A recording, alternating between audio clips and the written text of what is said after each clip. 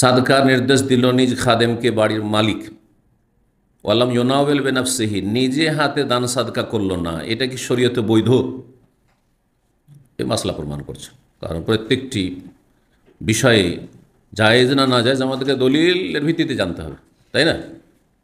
কেউ তো বলতে পারে যে না আপনি দান করবেন, নিজের হাতে দান করেন। কেন আপনি আপনার চাকরকে দিয়ে আপনি পাঠাবেন? দান করবেন, নিজে দিয়ে আসবেন, নিজের হাতে দেবেন আপনি। তো বলছেন না, জায়েজ রয়েছে, বরং এতে কয়েকজন নাকি সামিল হবে। এইভাবে যদি করেন তাহলে কয়েকজন সামিল হইতে পারে একটা দানে।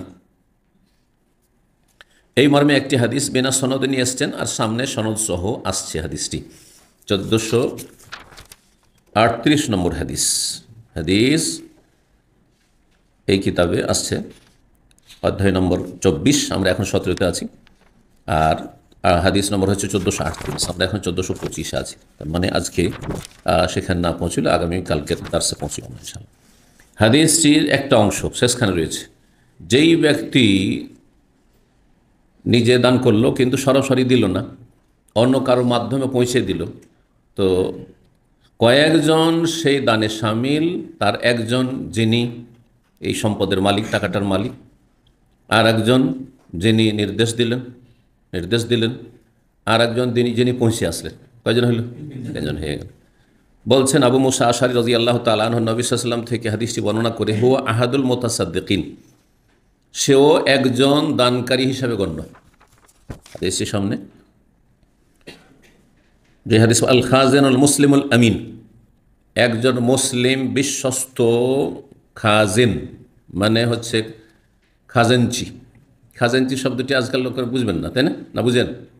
খাজাঞ্চি কি? জানান না? ওরা যে বুঝলাম, এটা অবশ্য আমাদের আঞ্চলিক ভাষা আছে, যে খাবার আপ্যায়ন করে না, হ্যাঁ, খাবার পরিবেশন করে, তাকে কি বলা? খাজিনদার বলা হয়। আসলে খাজিনদার, খাজাঞ্চি বলা হয়, খাজিনদার বলা।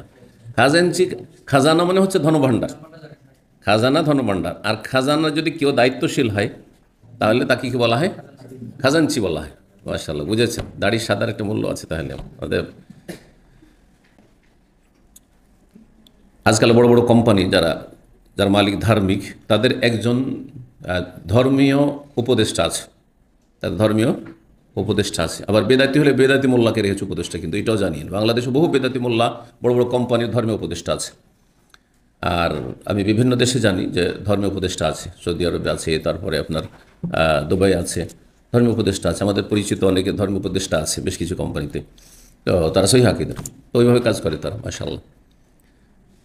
কারণ পয়সাওয়ালা মানুষ, তার সময় নেই, ব্যবসা বাণিজ্য নিয়ে, দুনিয়া নিয়ে এত ব্যস্ত, সময় নেই। কোথায় দান করতে হবে সেটাও খোঁজ করার সময় নেই, আর কাকে কোথায় কত দিতে হবে অত খোঁজ খবর রাখার সময় নেই, কখন দিতে হবে কাকে। তো একজনকে দায়িত্ব দিয়ে রয়েছে, এই আমার জাকাতের টাকা বা সাদকার টাকা, এটা ফান্ড আপনার দায়িত্বে থাকুন।